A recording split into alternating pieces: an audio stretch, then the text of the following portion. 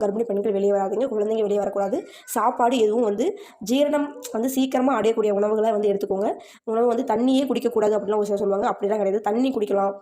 ஏதாவது ஈஸியான உங்களுக்கு வந்து டக்குன்னு இதை சாப்பிட்டா டக்குன்னு ஜீரணமாயிரும் அப்படின்னு சொல்லுவாங்க. அந்த மாதிரி எடுத்துக்கலாம். மாவு சம்மந்தப்பட்ட உணவுகள் வந்து எதுவுமே எடுத்துக்காதீங்க. ஜீரணம் வந்து சீக்கிரமாக ஆகாது அப்படிங்கிற சாதமே வந்து சீக்கிரம் ஜீரணம் வந்து ஆகாது தான். 3:20க்கு தான் வந்து கிரகணம் ஸ்டார்ட் ஆக போகுது. 3:20 டு மாலை 6:47க்கு தான் வந்து கிரகணம் வந்து முடிவடையுது. ஓகேங்களா?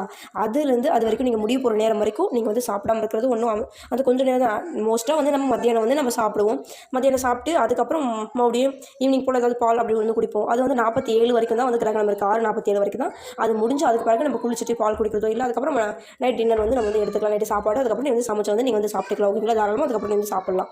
இந்த மாதிரி எடுத்துக்கோங்க. கர்ப்பிணி பெண்கள் குளிச்சு முடிச்சு முதல் வேலையாக ஒரு 2 வாழைப்பழத்தை எடுத்து போயிட்டு உங்கள் வீட்டு பக்கத்தில் இருக்கிற கோமாதாவுக்கு மாடு கன்றாக இருக்கட்டும், பசு மாடா காளை மாடு எந்த மாடாக இருந்தாலும் சரி, ஒரு 2 வாழைப்பழத்தை கொண்டு போயிட்டு கொடுத்தீங்க அப்படின்னா கிரகணத்தோடு சேர்ந்து உங்களுக்கு ஏதாவது தோஷங்கள் இருந்துச்சுன்னா அதுவும் நீங்கிரும் அப்படின்னு சொல்லி சொல்லப்படுது ஆன்மீக ரீதியாக. இதை வந்து நீங்கள் கண்டிப்பாக ஃபாலோ பண்ணுங்கள். ரொம்ப ரொம்ப நல்ல விஷயம். ஓகே கைஸ், இதே மாதிரியான யூஸ்ஃபுல்லான விஷயத்துக்கு நம்மளோட சேனலை லைக் அண்ட் சப்ஸ்கிரைப் பண்ணி வச்சுக்கோங்க.